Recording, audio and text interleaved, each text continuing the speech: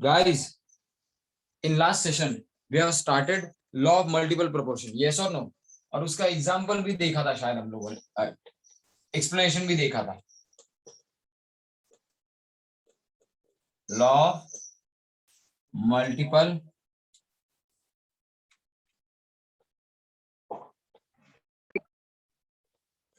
Proportion, law of multiple proportion हम लोगों ने देखा था। तो लॉ ऑफ मल्टीपल प्रोपोर्शन में एग्जांपल भी देखा था हम लोगों ने शायद, ठीक है, एग्जाम्पल भी देखा था हम लोगों ने शायद, एग्जाम्पल नहीं देखा था हम लोगों ने, क्या देखा था? स्टेटमेंट एंड उसका इलैबोरेशन देखा था, यस और नो? तो मैंने स्टेटमेंट तो आपको कल लिख के दिया, स्टेटमेंट वापस लिखने की जरूरी है क्या? फटाफट बोलो, स्टेटमेंट वापस लिखने की जरूरी है क्या? आई डोंट थिंक सो कि स्टेटमेंट वापस लिखने की जरूरी है। Statement sir.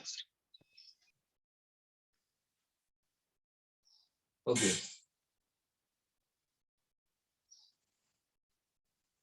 स्वस्तिक, स्वस्तिक किसको मैसेज है तेरा? ये नेम, गे, डायरेक्ट, आईटी, जोकर्स, 5411 क्या है स्वस्तिक? ये किसको है, किसको दे रहा था? ओके ठीक है, तो स्टेटमेंट लिखने की जरूरी अगर नहीं है, मैंने आप लोगों को इलैबोरेट कैसे किया था, देखो एक्सप्लेनेशन कैसे दिया था लॉ, जरा ध्यान दो। एक्सप्लेनेशन देते वक्त लॉ का मैंने क्या दिया था? सपोज कंपाउंड ए बी के साथ रिएक्ट होके a compound of type A B बना रहा है, एंड ए कंपाउंड ही बी के डिफरेंट अमाउंट के साथ रिएक्ट होके ए बी टू बना रहा है। तो रेशियो किसका लेना है? Ratio of different masses of B reacting with same mass of A to form AB2 and AB। ये अलग अलग कॉम्पोजिशन वाले कंपाउंड A एंड B ही बना रहे हैं, लेकिन A के सेम मास के साथ B के डिफरेंट मासेस कंबाइन हो रहे हैं AB एंड AB2 बनाते वक्त। तो B के जो different masses with same mass of A combine होके AB एंड AB2 बना रहे हैं, वो B के जो डिफरेंट मासेस हैं उनका रेशियो क्या होना चाहिए? Are in simple whole number ratio. ऐसा लॉ का मीनिंग है, ऐसा लॉ का मीनिंग है। तो क्या mass of B in compound AB2 upon mass of B suppose in compound AB, ये जो है ये रेशियो x अपॉन y आ गया। ये x बाय y जो रेशियो है मास ऑफ b का in AB2 and AB, this x by y should be whole number, should be whole number. ऐसा ऐसा क्या है? ऐसा लॉ है। Have you got the law? Law समझ में आया सबको? लॉ का मीनिंग समझ में आया? आई am asking everyone now, law का मीनिंग समझ में आया?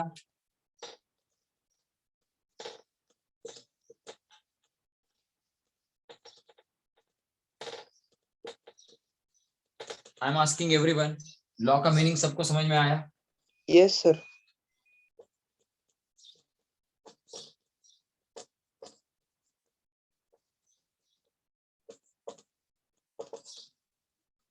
लॉ का मीनिंग सबको समझा?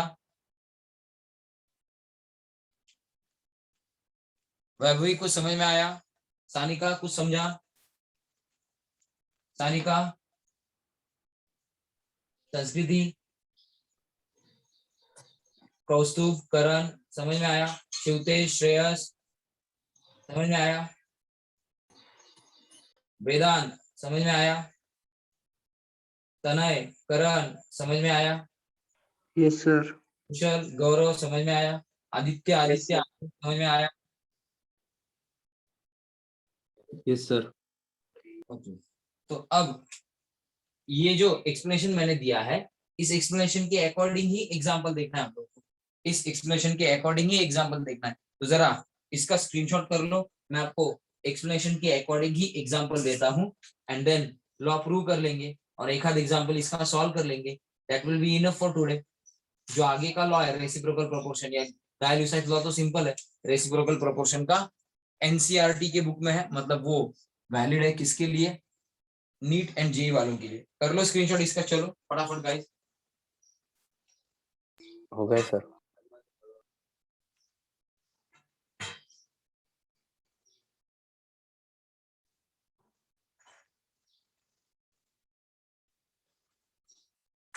हो गया screenshot? Yes sir.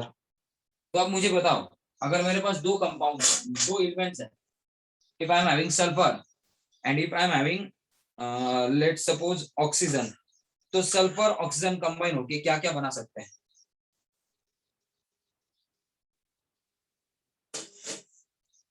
Sulphur and oxygen combine होके क्या क्या बना सकते हैं? Anyone can guess? Sir sulphur dioxide. Okay, sulphur dioxide ही बन सकता है या सल्फर का और कुछ बनेगा? डाइऑक्साइड ही बन सकता है या और कुछ बनेगा?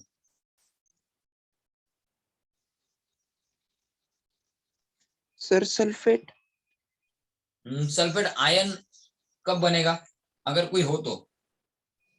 ये दिशा SO4 नहीं बनेगा। SO4 क्यों नहीं बनेगा? देखो, सल्फर ऑक्सीजन के ग्रुप का है, सल्फेट क्यों नहीं बनेगा बोलता हूँ, और सल्फेट बनेगा तो कब बनेगा ये भी बोल दूंगा। सर बनेगा तो कोई मेटल वगैरह साथ में हो या हाइड्रोजन वगैरह साथ में हो तो SO4 यूनिट एग्जिस्ट कर सकता है, क्योंकि तब सल्फर को 8 बॉन्ड नहीं बनाने पड़ेंगे, तब सल्फर को 8 बॉन्ड नहीं बनाने पड़ेंगे या 8 इलेक्ट्रॉन नहीं देने पड़ेंगे। किसको? ऑक्सीजन को। अगर कोई मतलब एटलीस्ट 2 एटम्स और कोई थर्ड एलिमेंट के हो तो। क्यों? सल्फर 8 इलेक्ट्रॉन दे ही नहीं सकता गाइस। सल्फर का एटॉमिक नंबर 16 है, फर्स्ट शेल में 2, सेकंड शेल में 8, थर्ड शेल में 6 ही इलेक्ट्रॉन है। तो कितने इलेक्ट्रॉन देके कितने बॉन्ड बना सकता है? ज्यादा से ज्यादा 6 इलेक्ट्रॉन देके 6 बॉन्ड बना सकता है। कौन? सल्फर। समझ में आया? 2 बना सकता है, 4 बना सकता है, 6 बना सकता है। मतलब possible number of bonds and possible number of oxidation states of sulfur are 2, 4, 6। मतलब 2 इलेक्ट्रॉन शेयर करके 2 बॉन्ड, 4 इलेक्ट्रॉन शेयर करके 4 बॉन्ड, 6 इलेक्ट्रॉन शेयर करके 6 बॉन्ड बना सकता है। 8 नहीं बना सकता। कितने नहीं बना सकता? 8। SO4 बनने के केस में सिर्फ SO4 अगर आप कह रहे हो तो 4 ऑक्सीजन को, हर एक ऑक्सीजन को 2 की रिक्वायरमेंट है, 4 ऑक्सीजन को 2 2, यानी कि 8 इलेक्ट्रॉन देने पड़ेंगे। उतने तो है नहीं। समझ में आया गाइस? समझ में आया क्यों नहीं बना सकता? Yes sir. तो SO4 नहीं बनेगा, लेकिन SO3 तो बन सकता है ना। SO2 and SO3 are the possible things. वैसे ही मेरे पास अगर हाइड्रोजन है एंड ऑक्सीजन है, क्या क्या बन सकता है? फटाफट बोलो। सर सल्फ्यूरिक एसिड, मतलब सर सल्फर के साथ बोल रहे हो? नहीं, अभी सल्फर के साथ सल्फ्यूरिक एसिड बन सकता है। क्यों? उस केस में ऑक्सीजन 2 बॉन्ड हाइड्रोजन के साथ बनाएगा, तो 2 ऑक्सीजन के साथ सिंगल ही बॉन्ड होंगे सल्फर के, 2 ऑक्सीजन के साथ डबल, 2 ऑक्सीजन के साथ सिंगल, टोटल 6 बॉन्ड, यानी कि 6 इलेक्ट्रॉन शेयर कर दिए। सल्फ्यूरिक एसिड करेक्ट है। सल्फ्यूरिक एसिड क्यों बनता है? वहां पे सल्फर को 4 ऑक्सीजन के साथ 8 नहीं 6 ही बॉन्ड बनाने पड़ते। कैसे?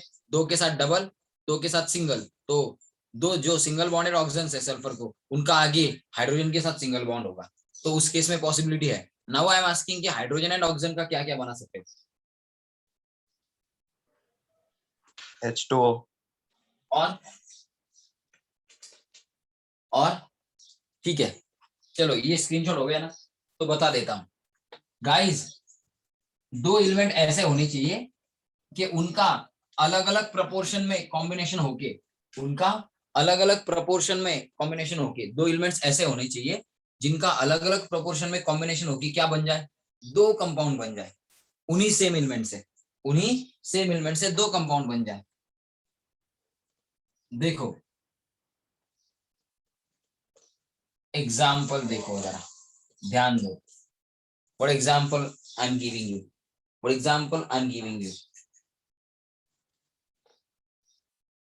Sulfur and oxygen.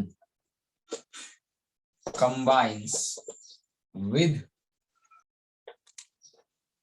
each other to form SO2 and SO3 बराबर as per balance equation of reactions.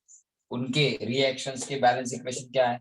Solid O2 gas के साथ रिएक्ट होके दे दिया SO2 बराबर, ये रिएक्शन है। एंड दूसरा क्या है? सल्फर सॉलिड ही लेंगे, लेकिन सल्फर सॉलिड के साथ हम लोगों को O2 कितने चाहिए भाई? हम लोगों को बनाना है SO3, 3 oxygen atom. 3 oxygen atom मतलब 3/2 O2, 3 ऑक्सीजन एटम मतलब 3/2 O2। Are you getting me guys? समझ में आया 3/2 O2 क्यों लिखा? समझ में आया? ऑक्सीजन डायटमिक है, ऑक्सीजन डायटमिक है, तो O2 मॉलिक्यूल का 1 मोल लेना, यानी कि 2 मोल ऑक्सीजन लेना। हम लोगों को 3 मोल ऑक्सीजन एटम के चाहिए, तो 3/2 O2 लेना मतलब 2 cancel, 3 moles of oxygen atoms हम लोगों को मिल जाएंगे, इसलिए 3/2 O2। ये बैलेंस रिएक्शन है, ये बैलेंस रिएक्शन सबको समझ में आई? सबको समझ में आई? करेक्ट है करण? करण करेक्ट है, H2O एंड H2O2 करेक्ट है। वो भी एग्जांपल ले सकते थे हम लोग करण। सर हाइड्रोक्साइड करेक्ट है? हाँ, OH हाइड्रोक्साइड करेक्ट है? OH के केस में ऑक्सीजन का एक ही बॉन्ड है, तो ऑक्सीजन के ऊपर एक अनपेड इलेक्ट्रॉन रह जाएगा OH माइनस, तो उसको स्टेबलाइज करने के लिए उसको Na+ जोड़ दो, K+ जोड़ दो। सिर्फ हाइड्रोक्साइड एग्जिस्ट करेगा इन द वाटर, डिसॉल्व होने के बाद NaOH KOH डिसॉल्व होने के बाद हाइड्रोक्साइड एग्जिस्ट करता है। बेयर हाइड्रोक्साइड एग्जिस्ट नहीं करता, सिर्फ हाइड्रोक्साइड एग्जिस्ट नहीं करता, ठीक है? तो OH माइनस एग्जिस्ट करेगा, लेकिन वाटर में यानी कि एक्वेस सॉल्यूशन में सिर्फ OH माइनस एग्जिस्ट करना पॉसिबल नहीं है। सिर्फ मतलब OH बनाओ और वो सॉलिड बन जाए, ऐसा नहीं होगा। OH माइनस NaOH बन सकता है सॉलिड, क्योंकि ऑक्सीजन का एक बॉन्ड हाइड्रोजन के साथ, दूसरा सोडियम के साथ बन गया है। डाइवैलेंट नेचर है ऑक्सीजन का, उसकी 2 बॉन्ड बनाने की रिक्वायरमेंट, 2 इलेक्ट्रॉन की रिक्वायरमेंट फुलफिल हो चुकी है, तो NaOH बन सकता है, सिर्फ OH माइनस नहीं बन सकता। तो ये 2 रिएक्शन जो है, ये समझ में आई सबको? ये 2 रिएक्शंस है, ये समझ में आई सबको? आई एम आस्किंग एवरीवन, ये सबको समझ में आया? Yes sir. में आया सबको ये? Yes sir. I am asking everyone. Sir बोलो। सर वो SO3 कौन से स्टेट में है?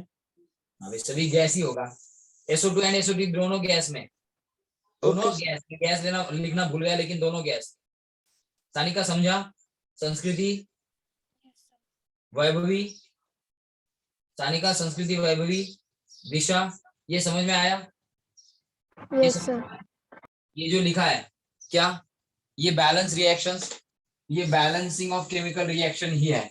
Balancing of chemical reaction I guess आप लोगों ने 10th में भी किया है, 10th में भी किया है, तो एटलीस्ट ये बैलेंस केमिकल रिएक्शन समझ में आना चाहिए। और उस दिन से, जब से हम लोगों ने ये स्टार्ट किया, तब से मैं आप लोगों को एक ही चीज बोल रहा हूँ, बैलेंस केमिकल इक्वेशन में जिस सब्सटेंस के मोल्स होते हैं, जितने कोएफिशिएंट होते हैं, उतने उस सब्सटेंस के क्या होते हैं, मोल्स। तो सल्फर का कोएफिशिएंट 1 है, तो सल्फर का 1 मोल। ऑक्सीजन मॉलिक्यूल का कोएफिशिएंट 1 है, तो O2 मॉलिक्यूल का 1 मोल, SO2 का 1 मोल, ऐसा मान के चलना है। तो सल्फर का कोएफिशिएंट 1 है, तो हम लोग कहेंगे 1 मोल ऑफ सल्फर, लेकिन एटॉमिक स्टेट में है। प्लस ऑक्सीजन का कोएफिशिएंट 1 ही है, तो हम लोग मानेंगे कि 1 मोल ऑफ क्या है, O2 मॉलिक्यूल्स है।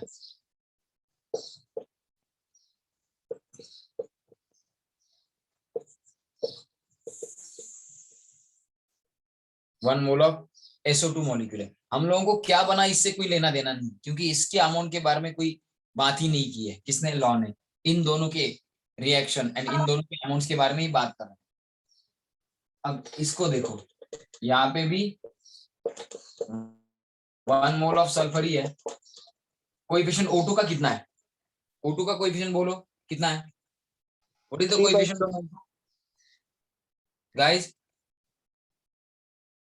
कोएफिशिएंट कितना है? दिख रहा है ना? बोलो, what is the coefficient of O2? हाँ 3/2। तो कितने मोल्स हो गए O2 के? 3/2 मोल्स। Of O2 molecule. तो अब इन मोल्स को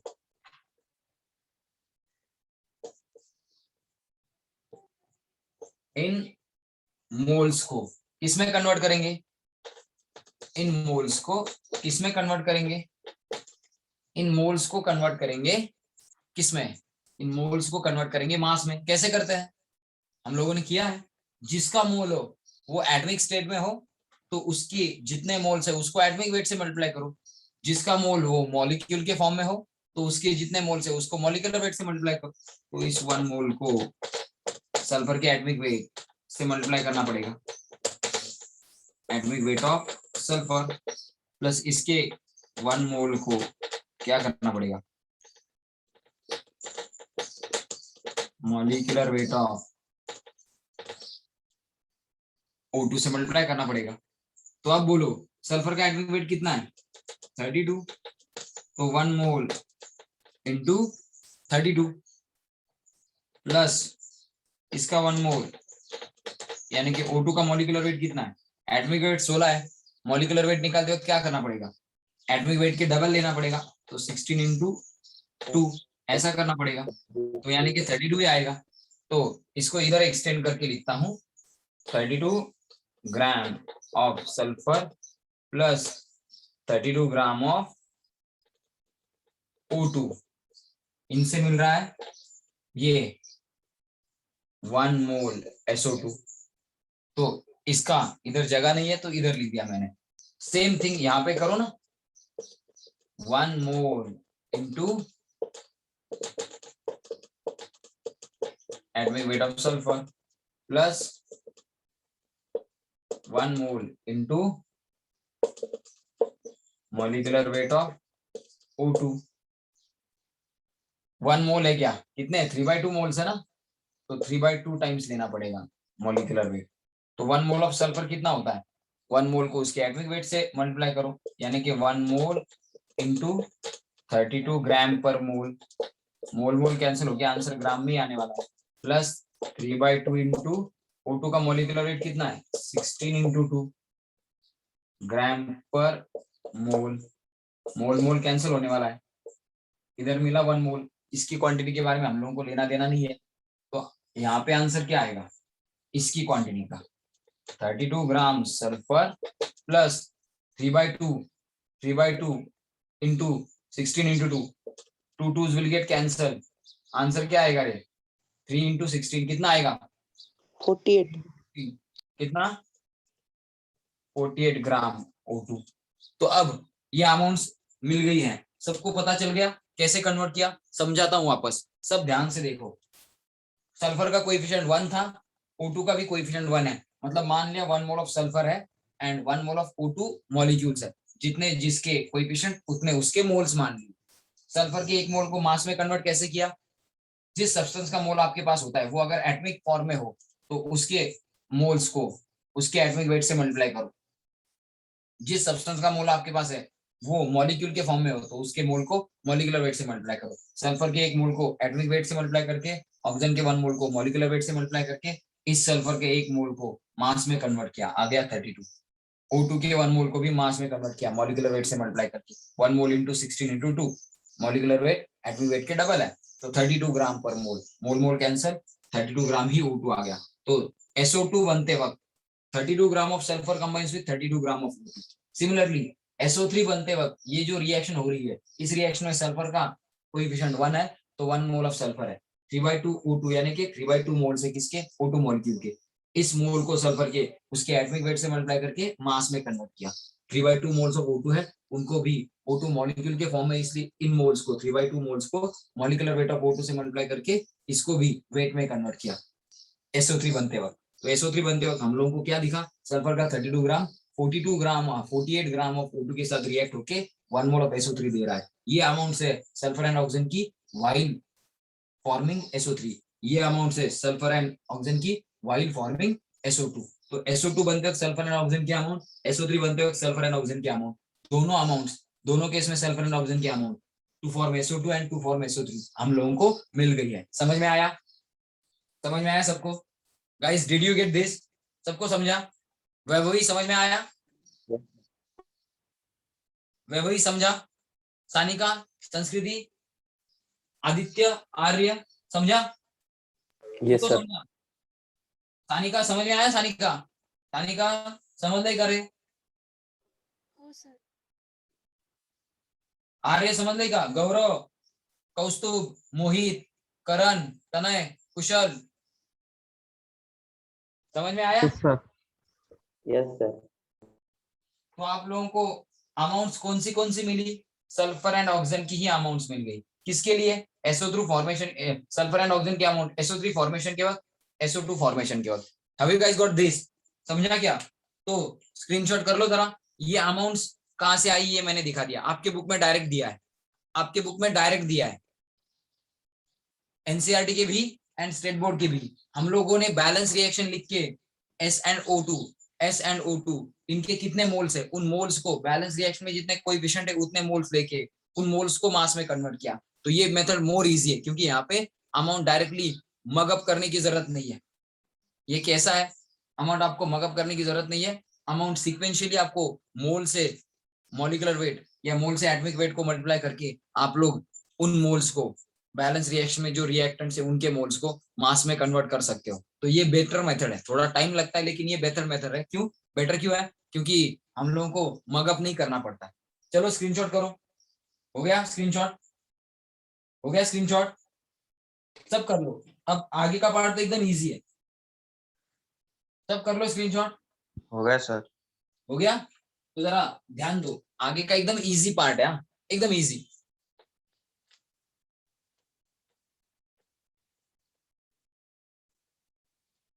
अब देखो जरा ध्यान दो गाइस। तो डेटा कलेक्ट कर लिया हम लोगों ने for formation of SO2। 32 gram sulphur reacts with कितना? 32 ग्राम O2। करेक्ट है? Yes.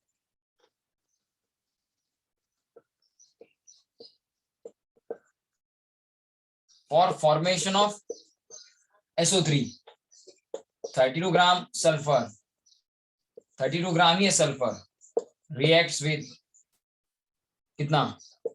48 gram of O2। Correct? ये जो लिखा है मैंने ये करेक्ट है क्या? तो look at the amount of sulphur reacting in both the cases.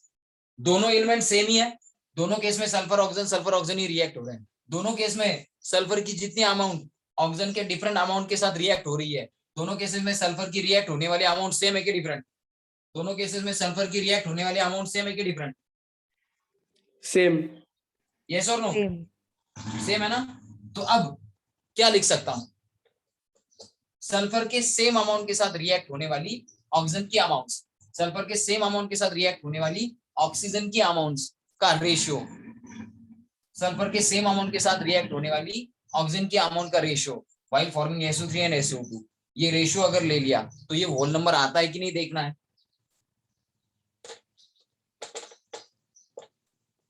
Ratio of masses of O2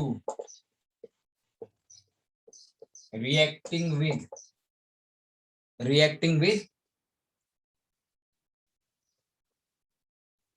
same mass of sulfur to form SO3 and SO2 is equal to क्या आएगा? masses of O2 while forming SO3 and SO2 जो रेशियो है क्या आएगा? Sulphur के same amount के साथ रिएक्ट होने वाले ऑक्सीजन का मास का रेशियो 48 ग्राम इज टू 32 ग्राम। ग्राम ग्राम तो वैसे ही कैंसिल होने वाला है। क्या आएगा रेशियो? देयरफॉर यहाँ पे लिखता हूं मास ऑफ, अब अलग तरीके से लिखता हूं, इसी रेशियो को ऐसे बुलाएंगे हम लोग, मास ऑफ ऑक्सीजन ही कहता हूं, oxygen in SO3 upon mass of oxygen while forming SO2। Sulphur का तो सेम है, is equal to 48 bye 32। 16 3 are 48, 16 twos are 32, तो 3/2 आ गया. Therefore रेशियो, ये रेशियो कितना आ गया 3/2. Ratio of different masses of O2 reacting with same mass of sulfur to form two different compound SO3 and SO2 is 3:2. That is, ये ratio whole number है कि fraction है? ये रेशियो 3/2 ये whole number है ना. 1.5:2.5 ऐसा आया क्या? 1.6:2.6 ऐसा आया क्या? रेशियो ऐसा नहीं आया ना, ऐसा नहीं आया ना रेशियो. ये ऐसा आता तो हम लोग कहते फ्रैक्शन में. 3/2 यानी कि क्या? रेशियो होल नंबर है कि नहीं है? रेशियो होल नंबर है कि नहीं है? सबको हाँ सर. रेशियो क्या है? Whole number. therefore law of कौन सा? Multiple proportion is valid here. कौन सा लॉ प्रूव हो गया यहाँ पे? Law of multiple proportion. समझ में आया कैसे प्रूव किया law of multiple proportion? Guys did you get this? सबको समझा? Aditya, Arya, Disha, Gaurav, yes sir. समझ में आया? हर्ष कुछ समझा? करण, कौस्तुभ, कुशल, मोहित, यस सर. समर्थ समझ में आया? Sanika, Sanskriti, Sarthak, Shamvi, did you get this? Shamvi समझा? समझ में आया? सबको समझा? I am asking everyone. Swastik, Swaraj, Tanay, Karan समझा? Karan, Mohit, Kushal, yes sir. Shreyas Padil, Shreyas Upadhyay, both of you.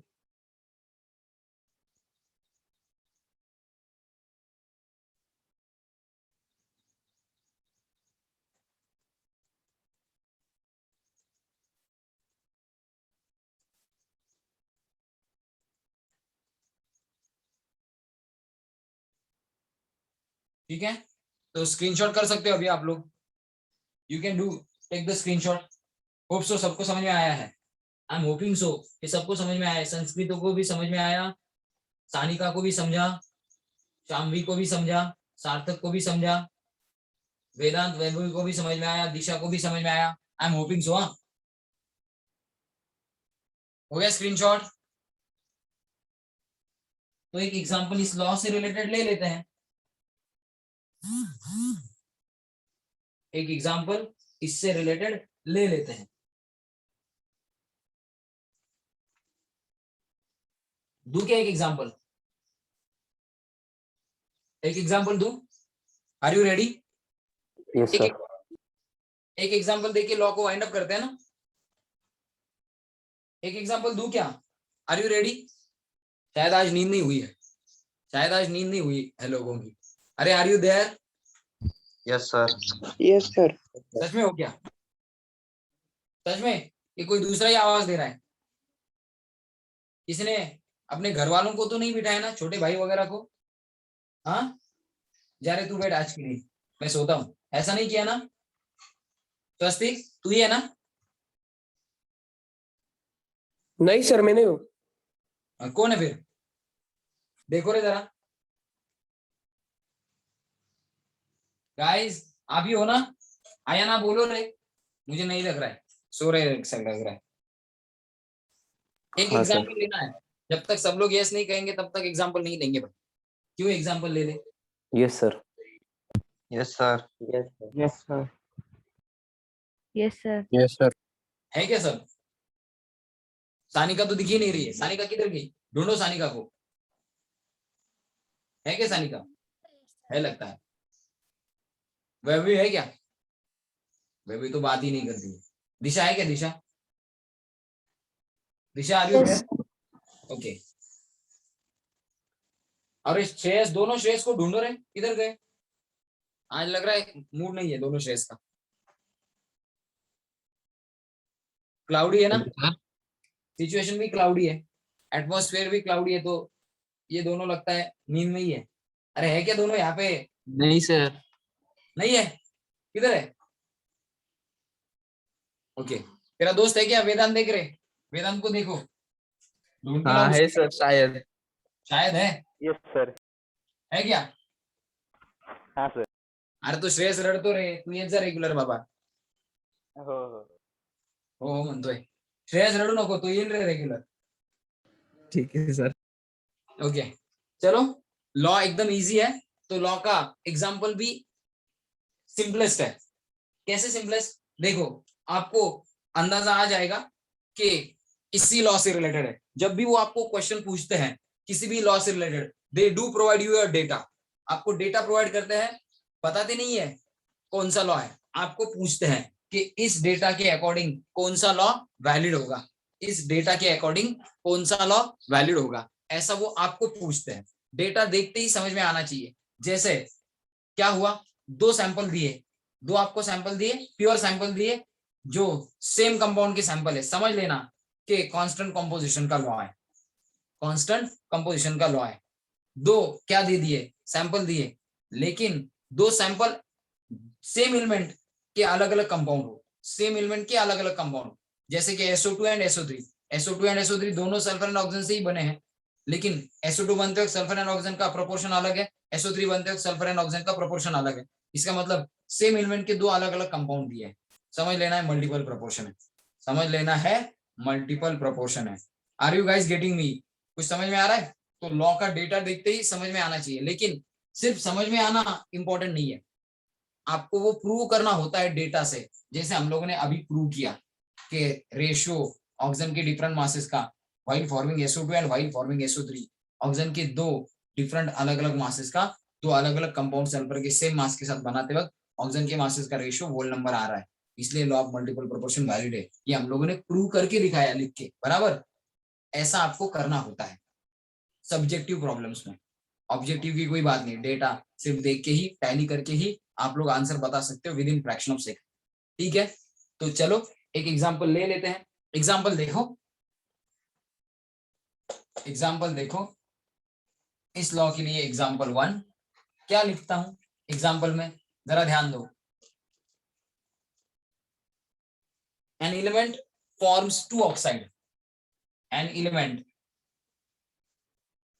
Forms two oxide. अब एक ही एलिमेंट के दो ऑक्साइड, अब एक ही एलिमेंट के दो ऑक्साइड मतलब किसके साथ कॉम्बिनेशन हुआ, उसी एलिमेंट का, उस एलिमेंट का किसके साथ कॉम्बिनेशन हुआ, दो ऑक्साइड बोला है तो किसके साथ कॉम्बिनेशन हुआ, फटाफट बोलो, इजी है. ऑक्सीजन के साथ. हाँ, मतलब उसी एलिमेंट का ऑक्सीजन के साथ कॉम्बिनेशन हुआ, एक बन गया इतने ग्राम वाला एंड दूसरा बन गया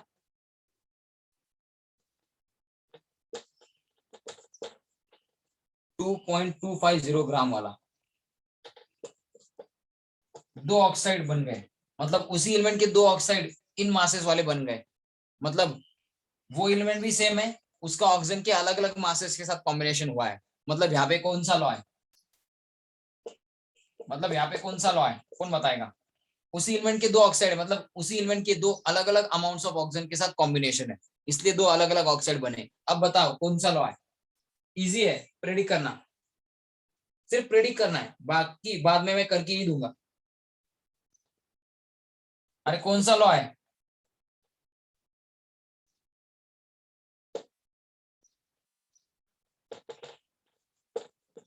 अरे कौन सा लॉ है, नहीं आ रहा है समझ में?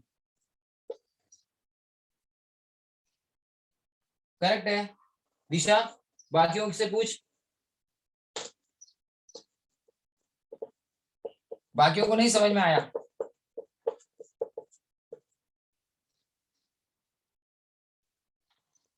बाकियों को नहीं समझ में आया? अरे एलिमेंट एक ही बोला है एंड उसके दो ऑक्साइड, मतलब ऑक्सीजन के दो अलग अलग अमाउंट के साथ कॉम्बिनेशन हुए, इसलिए तो मासेस अलग अलग आए. एलिमेंट तो वही है, दो अलग अलग मास वाले ऑक्साइड बने, यानी कि ऑक्साइड के दो अलग अलग फॉर्म बने, उसी एलिमेंट के दो अलग अलग ऑक्साइड बने, मतलब क्या, ऑक्सीजन के अलग अलग मास के साथ उसी एलिमेंट के सेम मास का कॉम्बिनेशन होगा। तो मतलब यहाँ पे कौन सा लॉ, फटाफट बोलो अब, कौन सा लॉ रे सर मल्टीपल प्रोपोर्शन। गाइस? बाकियों को कुछ समझ में आ रहा है?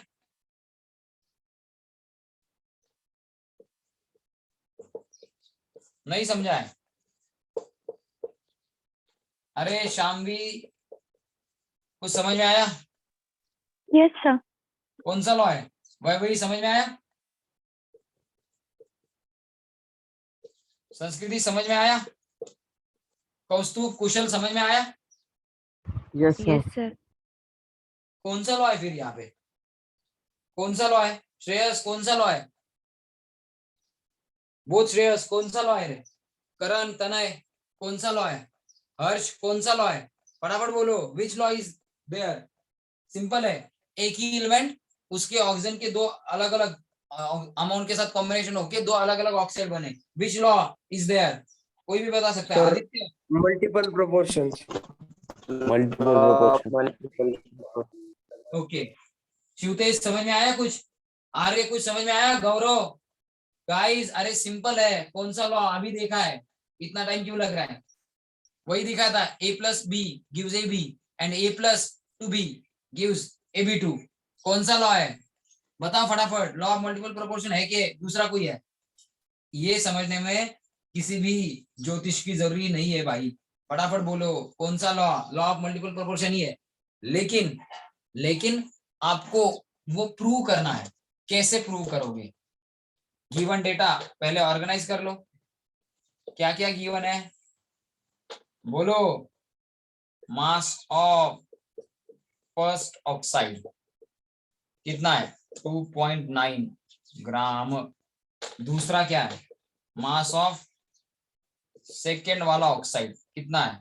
2.250 ग्राम। तीसरा क्या है भाई? वॉल्यूम या volume of O2 both oxide have, दोनों में कितना वॉल्यूम है? 1.12 लीटर। आपको वॉल्यूम दिया है, इस वॉल्यूम को आपको मास में कन्वर्ट करना है, तो पहले एवोगैड्रोस लॉ यूज करना पड़ेगा। एवोगैड्रोस लॉ क्या कहता है रे? वॉल्यूम के बारे में एवोगैड्रोस लॉ क्या कहता है? फ्रॉम एवोगैड्रोस लॉ क्या पता है?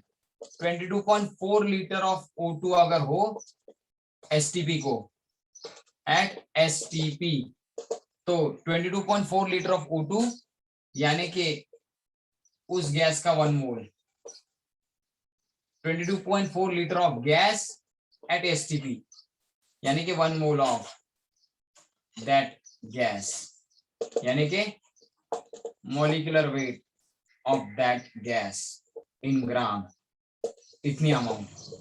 तो 22.4 लीटर ऑफ गैस अगर आपके पास हो तो उसका 1 मोल यानी कि उसके मॉलिक्यूलर वेट इतना ग्राम आपके पास है, ऐसा माना जाता है according to Avogadro's law. Yes और नो? ये सबको पता है। देयरफॉर 22.4 लीटर ऑफ O2 अगर होता तो उसका मास कितना आता? उसका मास आता उसके मॉलिक्यूलर वेट इतना यानी कि 32 ग्राम, यानी कि मॉलिक्यूलर वेट और 1 मोल ऑफ O2 इतना आता। आपके पास कितना है? 1.12 लीटर ऑफ O2 आपके पास है, तो 1.12 लीटर ऑफ O2 मतलब कितना? 22.4 litre of O2 eight STP होना, मतलब ऑक्सीजन के मॉलिक्यूलर वेट इतने ग्राम आपके पास होना, यानी कि 32 ग्राम, यानी कि 1 mole of O2 you are having.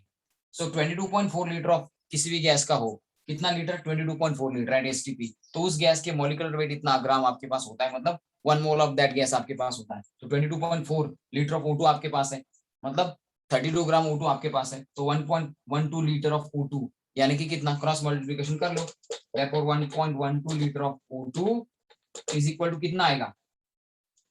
32 gram into 1.12 litre upon 22.4 litre. Litre litre cancel.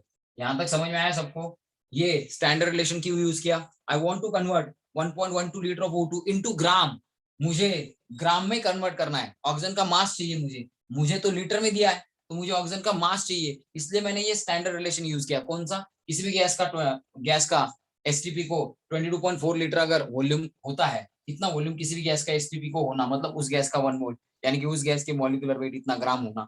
तो 22.4 लीटर ऑफ O2 इतना वॉल्यूम अगर मेरे पास है किसका O2 का, तो O2 के मॉलिक्यूलर वेट इतना ग्राम उसका आएगा। इस वॉल्यूम का मास कितना आएगा, उसके मॉलिक्यूलर वेट इतना, यानी कि 22.4 लीटर ऑफ O2 मतलब 32 gram of O2, molecular weight of O2 इतना ग्राम, तो 1.12 लीटर ऑफ O2 यानी कि कितना ग्राम, क्रॉस मल्टीप्लिकेशन करके मैं 1.12 लीटर ऑफ O2 मतलब कितना ग्राम, यानी कि इस वॉल्यूम ऑफ 1.12 लीटर का ये जो वॉल्यूम है ऑक्सीजन का 1.12 लीटर, इसका मास में कन्वर्जन कर सकता हूँ। Have you got this? सबको समझा? ये न्यू कमर्स कुछ तो समझा, न्यू कमर्स कुछ तो समझा। ये स्टैंडर्ड रिलेशन है अवोगाड्रो लॉ से लाया हुआ, मोल का वॉल्यूम के साथ रिलेशन है, ये मोल का वॉल्यूम के साथ रिलेशन है। किसी भी गैस का इतना वॉल्यूम आपके पास हो मतलब उस गैस का 1 मोल आपके पास है, मतलब उस गैस के मॉलिक्यूलर वेट इतना ग्राम, इतने वॉल्यूम का वेट आएगा। तो 22.4 लीटर ऑफ O2 लेना मतलब O2 के मॉलिक्यूलर वेट इतना ग्राम ले लेना मतलब 32 ग्राम ले लेना। तो इतने वॉल्यूम ऑफ O2 के लिए 32 ग्राम इतना मास आता है। तो 1.12 लीटर के लिए कितना आएगा, ये क्रॉस मल्टीप्लिकेशन करके इस वॉल्यूम को मैं मास में कन्वर्ट करने जा रहा हूँ। ये समझ में आया सबको? Guys I am asking you, समझा कि नहीं? Yes, sir. फटाफट बोलो, Yes, sir. Yes, sir. Yes, फटाफट sir. बोलो। समझा? I am asking everyone, Shamvi, Vaibhavi, Sanika, Sanskriti, Yes. कुछ समझा? ये स्टैंडर्ड रिलेशन मतलब वो फॉर्मूला है, समझा सबको? शामवी आर यू देयर? समझ में आया? वैभवी समझा? Yes, sir. वेदांत कर लेगा? तनय हैव यू गॉट दिस? तो चलो स्क्रीनशॉट कर लो। We are having 5 minutes only, we are having 5 minutes only to wind up this. चलो फटाफट कर लो। कर लिया? कर लिया कि नहीं? हो सर। सबका हो गया स्क्रीनशॉट? सबका हो गया? फटाफट बोलो। Yes, sir. हो गया?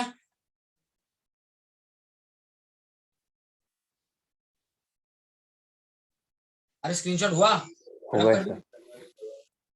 तो अब कर लो कैलकुलेशन एंड मास ऑफ क्या, मास ऑफ 1.12 लीटर निकाल लो। और उतना ही O2 दोनों में है, दोनों ऑक्साइड में उतना ही O2 है, मतलब कितना, therefore 1.12 litre of O2 is equal to 32 gram into 1.12 litre upon 22.4 litre, cancelled.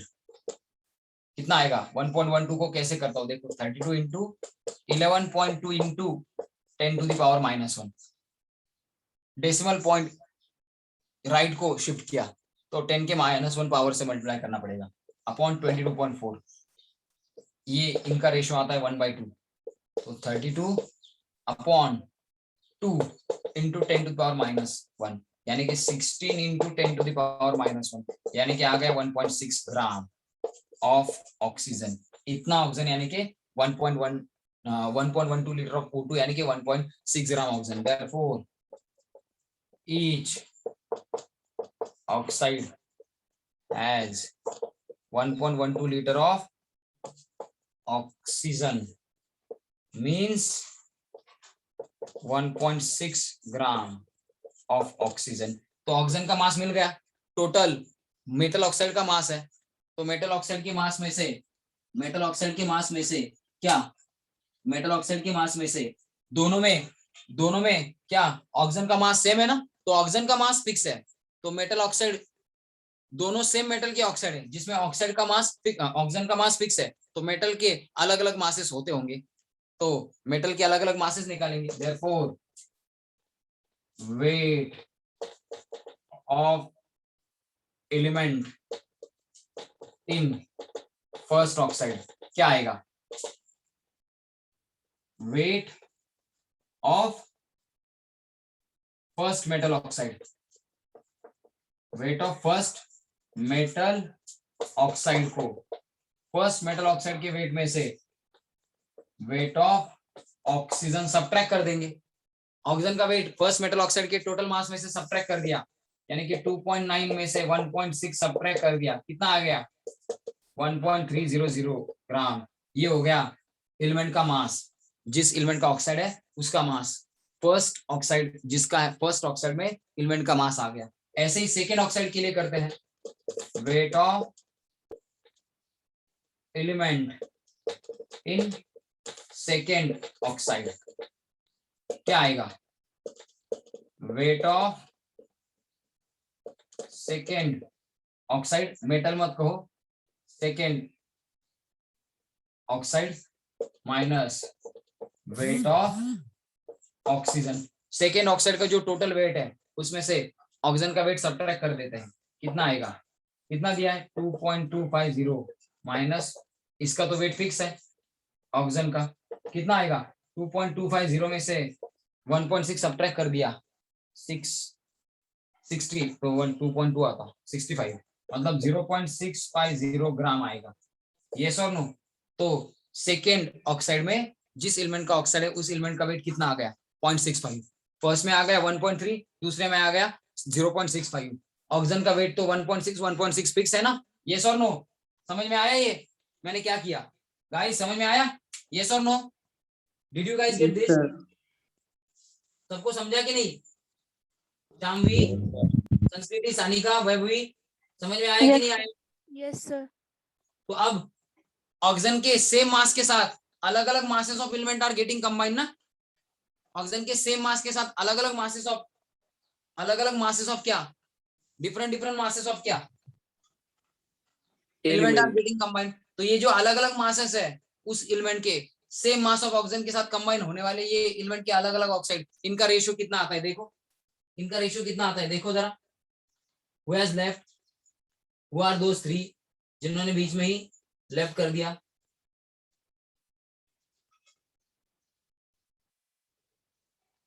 Okay ठीक है, लेट देम लीव। ये स्क्रीनशॉट कर लो, 1 ही मिनट का काम है, just a minute, 1 he minute का काम है, फिर छोड़ देता हूं।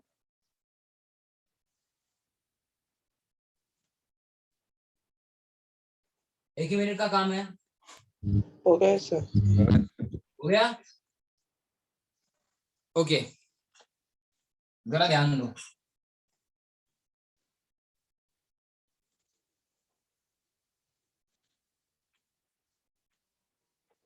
Therefore, ratio of different masses of element combining with same mass of oxygen to form different oxides is equal to 1.300 upon 0.650. कितना आएगा? 2:1. Therefore, ratio of different masses of element is equal to 2:1. यानी कि क्या? That is whole number. आ गया whole number, आ गया whole number, and therefore data is in accordance with कौन सा law?